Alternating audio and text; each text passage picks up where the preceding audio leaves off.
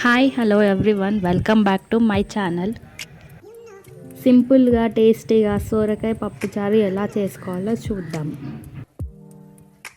చాలా easy process, ఒకసారి మీరు కూడా ట్రై చేయండి. సోరకాయ పప్పుచారు, సోరకాయలు, టమాటో, పచ్చిమిర్చి, ఆనియన్, కొద్దిగా కరివేపాకు.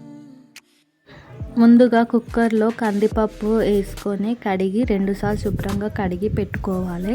అందులో కొద్దిగా పసుపు, కొద్దిగా ఆయిల్ అంటే 1 టీ స్పూన్ ఆయిల్ వేసి పప్పును ఉడకబెట్టుకోవాలి. ఒక 3-4 విజిల్స్ వచ్చినాక మనం కుక్కర్ ఆవి తీసేసి చూస్తే పప్పు ఈ విధంగా ఉడికిపోతుంది.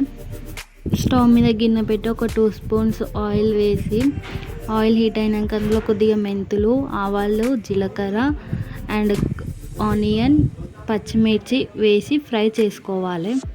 కొద్దిగా కరివేపాకు వేసి ఫ్రై చేసుకోవాలి. కొంచెం ఫ్రై అయినాక అందులో ఎండుమిర్చి వేసుకోవాలి అండ్ మనం కట్ చేసి పెట్టుకున్న టమాటో కూడా వేసి ఉడికించుకోవాలి సాఫ్ట్గా అయ్యే వరకు.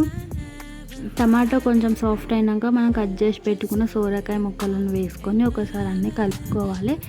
తొందరగా మగ్గడానికి కొద్దిగా సాల్ట్ వేసుకొని మగ్గించుకోవాలి.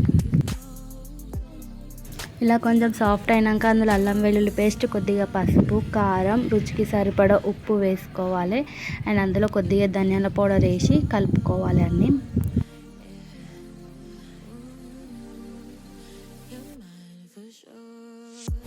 ఈ విధంగా కొంచెం ఆయిల్ సపరేట్ అవుతున్నప్పుడు మనం ముందుగా తీసి పెట్టుకున్న చింతపులుసు అందులో వేసుకోవాలి. ఒకసారి అన్నీ కలుపుకొని పులుసుని బాగా మరిగించుకోవాలి మనం. ఇలా చింతపులుసులోనే అవి కూడా ఇంకా కొంచెం మగ్గుతాయి. అప్పుడు మనం అందులోకి పులుపుకి తగ్గట్టు వాటర్ వేసుకోవాలి. వాటర్ వేసుకొని ఒకసారి కలుపుకోవాలి. పులుసు ఈ విధంగా మసులుతున్నప్పుడు మనం ముందుగానే ఉడకపెట్టుకున్న పప్పుని అందులో వేసుకొని మొత్తం అంతా ఒకసారి బాగా మిక్స్ చేసుకోవాలి. కందిపప్పు వేసినాక ఒకసారి సాల్ట్ చెక్ చేసుకొని సాల్ట్ అడ్జస్ట్ చేసుకోవాలి.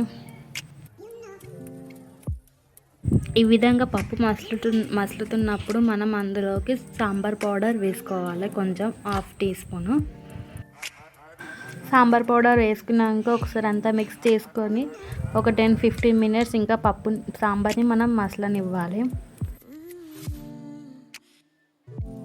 ఫైనల్గా కొత్తిమీర వేసుకొని సాంబార్ని ఇంకొక 10-15 మినిట్స్ మసలనివ్వాలి.